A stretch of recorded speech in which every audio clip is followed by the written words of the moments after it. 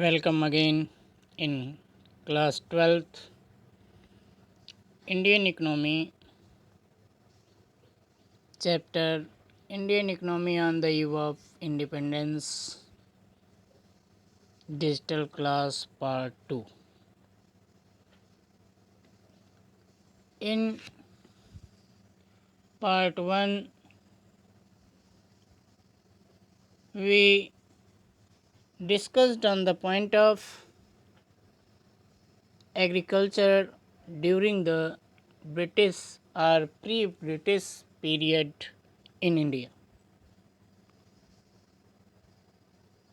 In this part of digital class, we discussed that our India is very rich. It's also described in the word of French traveler Bernier. And a story also tell you of ancient traveler Morocco who says that Indian silk is very fine.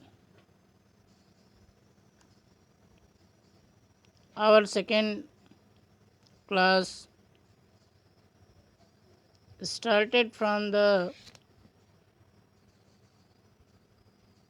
end of agricultural condition of pre-British India. जैसा कि आपने देखा कि जो भी agriculture activities हमारे present द्वारा किया जा रहा है वो किसी न किसी लॉ और ऑर्डर के अधीन किया जा रहा है. These are law and order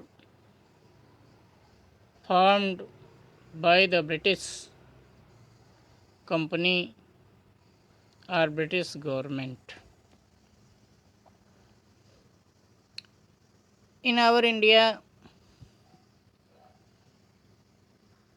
the equipment of the agriculture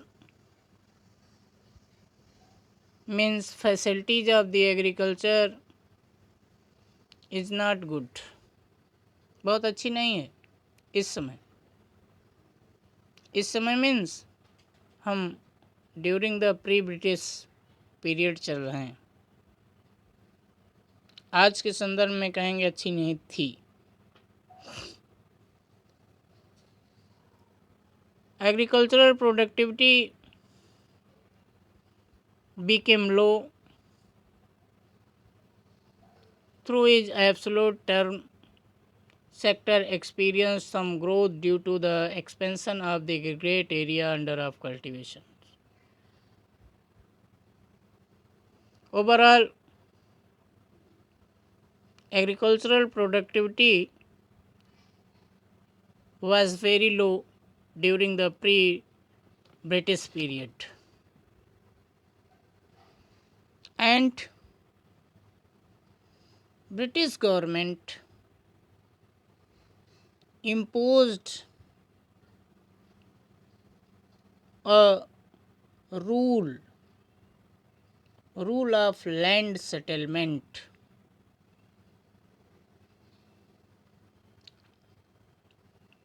These are introduced by the colonial government, means British, under of the land settlement. Three major type of settlement introduced by the colonial government in India: permanent settlement, permanent according to name, according to word. Under of these settlement, revenue fixed according to the a standard year production and their quality of the soil of the land. Second, Rayyatwari system. All areas divided in a Rayyat and one Rayyatwar appointed for the collection of the land revenue in their Rayyat. And third, Mahalwadi. Under of the Mahalwadi, just like a महल, जैसे एक घर है, एक घर में कई कमरे, वैसे एक गांव की एरिया को एक महल वो बना देते थे महल के कैटेगरी में, और छोटे छोटे उसके पार्ट कर देते थे। वो एक एज ए रूम हो जाता था और उस पर डिफरेंट अलग अलग पीजेंट को अपॉइंट कर देते थे कि आप अपने इस एरिया पर एग्रीकल्चर करेंगे, मींस क्रॉपिंग करेंगे, प्रोडक्शन करेंगे। और एक सर्टेन जो भी आपकी प्रोड्यूसिंग हो रही है उसके अकॉर्डिंग आप रेवेन्यू रैयतवार या महलवार को आफ्टर ऑफ द प्रोडक्शन देंगे। The zamindar in permanent settlement, ryotwar in ryotwari settlement and mahalwar in the mahalwari settlement, appointed for the collection of the land revenue. They are collected land revenue from the peasant or farmer in more revenue which decided by the colonial government, and excess part of the collected land revenue to save for themselves. निर्धारित amount से ज़्यादा peasant से land revenue collection करते थे और जो निर्धारण से ज़्यादा होता था वो अपने लिए वो बचा के रख लेते थे। बाकी जो आप कॉलोनियल गवर्नमेंट के कोष में डिपॉजिट करते थे उसका 1% या इनको कुछ न कुछ पारितोषिक जो निर्धारित था वो मिलता था। इस तरीके से जो ये mediator of the government and peasant थे ये भी एक तरीके से अपना साम्राज्य खड़ा करने का प्रयास कर रहे थे। उधर लो productivity of the agricultural products है, उसके बाद ही लैंड रेवेन्यू का झमेला, इससे जो फार्मर या पीजेंट था वो बड़ा दुखी होता था। इन अदर हैंड न तो अच्छी सुविधाएं थीं, जैसे फॉर द इरिगेशन और फ्लड कंट्रोल, ड्रेनेज, ऐसी कोई सुविधाएं फार्मर के पास नहीं था। Means they are depend their own labour and the nature, वो नेचर पे या उसके खुद के परिश्रम पर निर्भर करता था। ऐसे में जब किसानों को लगा कि ये तो मेरा नुकसान हो रहा है, तो small section of the farmers, एक छोटे टुकड़ी किसानों की, change to their cropping pattern, उसने अपने क्रॉपिंग पैटर्न को चेंज कर दिया और जो फूड क्रॉप्स प्रोड्यूस करता था, means the crops produces by the peasant for the purpose of the fooding, खाने के लिए, उसको उसने चेंज कर दिया and adapt to the commercial crop, at the place of food crops. अब वो व्यावसायिक क्रॉप्स प्रोड्यूस करने लगा, ना कि खाद्यान्न फूड ग्रेन्स, फूड क्रॉप्स व्यावसायिक में, जैसे cotton, jute, Indigo, means the crops which gives us money from the market.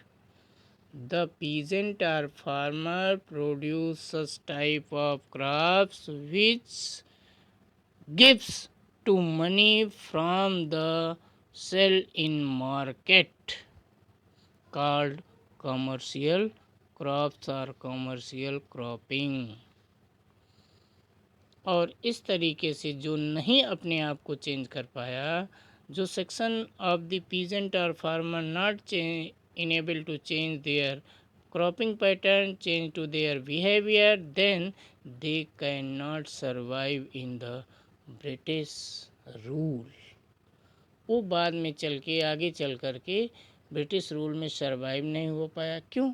क्योंकि वो मान लीजिए टैक्सेस रेवेन्यू दे दिया, जो प्रोड्यूस हुआ कुछ दिनों को उसका खर्च चला, then after they losses to all their grains or crops, और कोई न कोई उसके साथ ट्रेजिडी हो जाए, कोई न कोई ऐसा आपदा डिजास्टर हो, नेचुरल हो जाए, तो उसमें उसके पास कुछ होगा नहीं हाथ में, मीन्स उसके पास कुछ मनी नहीं है, then they depend on the money lender. इस स्थिति में वह मनी लेंडर पर डिपेंड हो जाता था। अब मनी लेंडर एक हाई रेट पे उसको क्या देता था? बारोइंग कर्ज देता था। अब उसके साथ बहुत सारी कंडीशंस होती थी।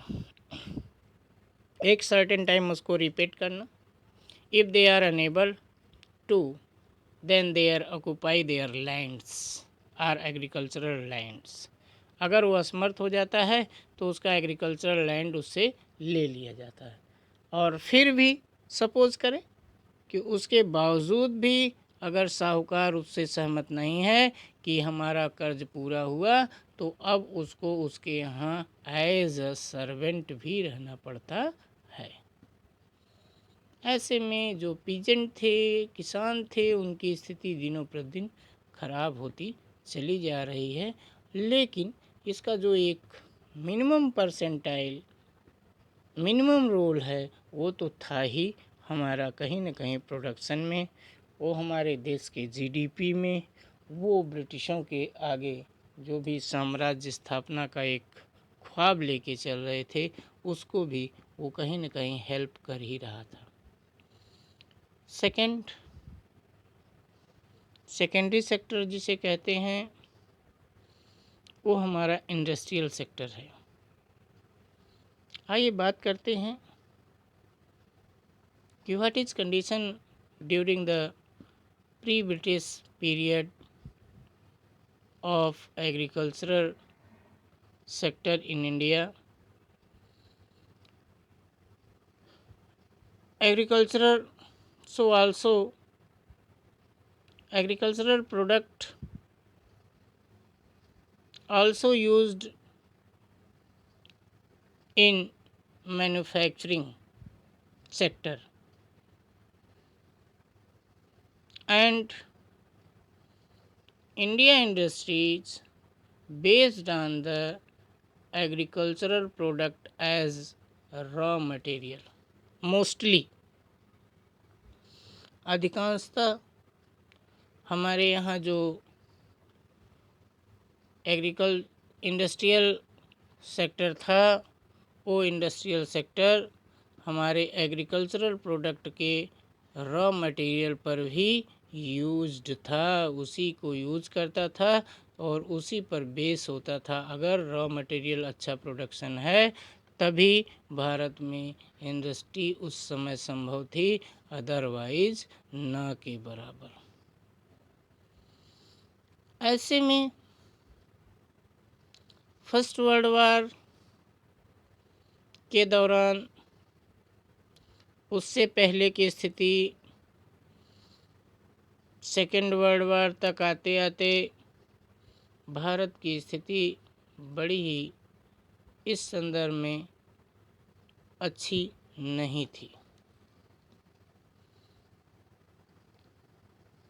जैसा कि आपको पता है, आपसे बात हुआ है, इंडस्ट्रियल सेक्टर में ब्रिटिशों ने हमारे raw material, agricultural raw product को यूज़ करना शुरू किया और इसमें सबसे पहले उसने कॉटन, जो एज ए कमर्शियल क्रॉप था, कॉटन्स को यूज़ करने के लिए कुछ टेक्सटाइल्स मिल सेटअप किए।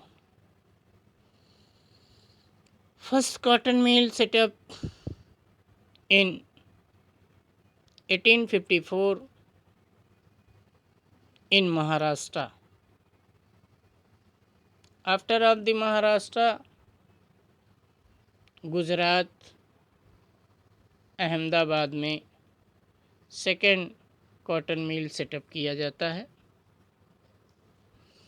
इसी के पैरेलल जूट मिल भी बंगाल में सेटअप होती है। लेकिन ये दोनों जो भी इंडस्ट्रीज़ हैं, टेक्सटाइल इंडस्ट्रीज़ हैं, these industries only based of the personal profit to the British or colonial government। भारतीयों के लिए नहीं कुछ था। Due to the finest cotton thread and clothes sell to the western market by the British. After of some time, British purchasing to Indian cotton thread and indigo for the color sold in western country market, and western country purchased it, and after of the weaving and spinning of the clothes sent to the Indian market for the earning more and more profit। हमारे यहाँ का thread, वहाँ पे केवल और केवल कला क्या थी? मशीन लगी थी। हमारे यहाँ का थ्रेड वहाँ चला जाता था और वहाँ पे स्पाइनिंग और वीविंग होकर के हमारी मार्केट में आता था, जिससे हमारे मार्केट की जो या हमारे यहाँ का जो प्रोडक्ट बना हुआ होता था वो उतना फाइन नहीं होता था, इतना स्मूथ नहीं होता था, जिससे हमारे यहाँ के प्रोडक्ट का डिमांड्स दिनों प्रतिदिन घटती चली जा रही थी। और ये भी हमारे बैड इकोनॉमी का एक कारण हुआ करता था ड्यूरिंग द ब्रिटिश और कॉलोनियल पीरियड। दूसरी ओर आपसे हमारी बात हुई थी, ब्रिटिशों ने रेल बिछाना शुरू कर दिया था 1853 में, Mumbai to Thane, for the demanding of the iron and steel. हमारे देश में भी और देश के बाहर भी। They also try to set up of different industries. In year of the 1907, a industries Tisco set up in India,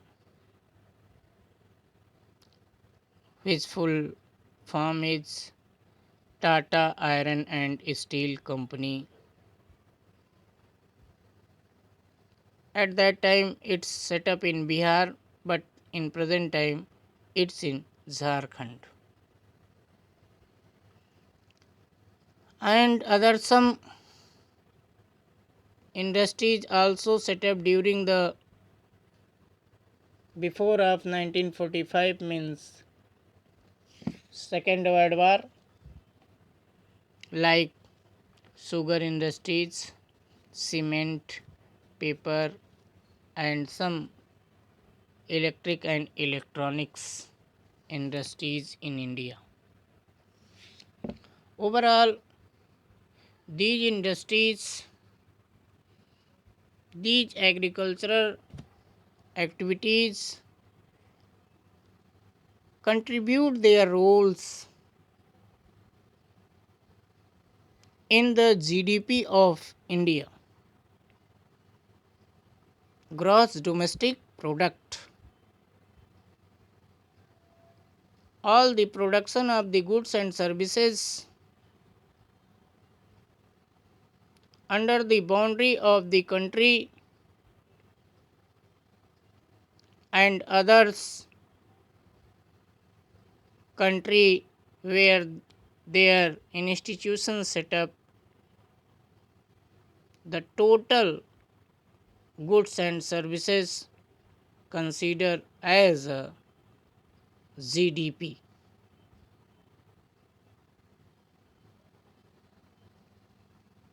At this way,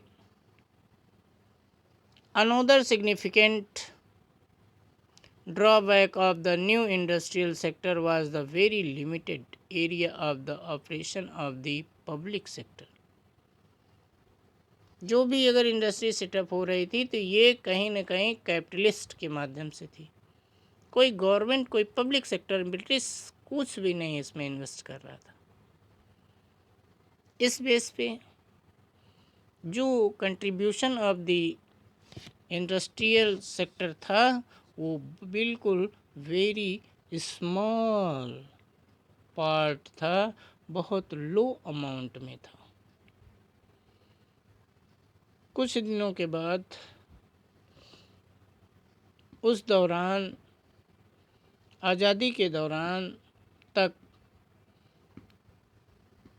हमारी जो मेन इंडस्ट्रियल सेक्टर वर्क कर रहा था, पावर जनरेशन में, पोर्ट में, रेलवे में, cement, sugar, paper etcetera, इतनी सी छोटी छोटी छोटी छोटी फर्में हमारे यहाँ वो भी कैपिटलिस्ट के माध्यम से सेटअप की जाती थी, जिससे थोड़ी सी प्रॉब्लम ज़रूर हो रही थी.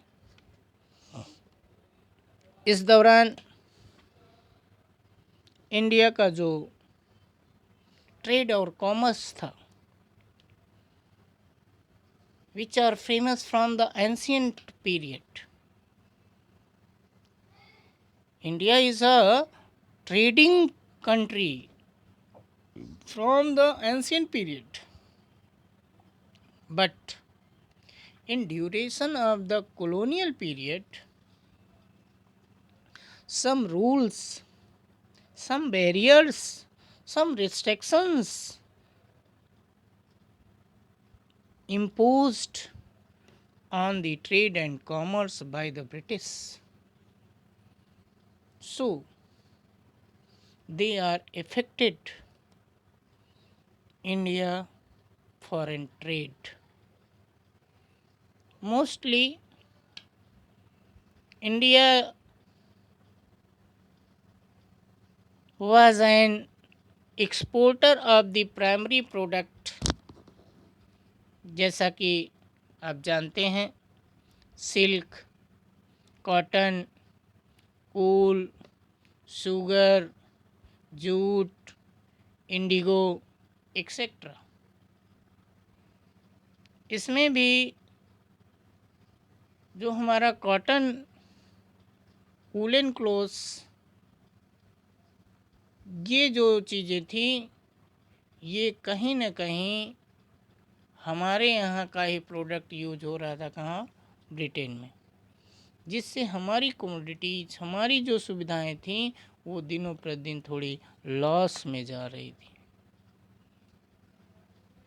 और इस तरीके से हमारा फॉरेन ट्रेड भी उस समय चल रहा था, लेकिन उसका भी रोल, कंट्रीब्यूशन बहुत लो अमाउंट में होता था. जो हमारी स्थिति ईव ऑफ इंडिपेंडेंस थी।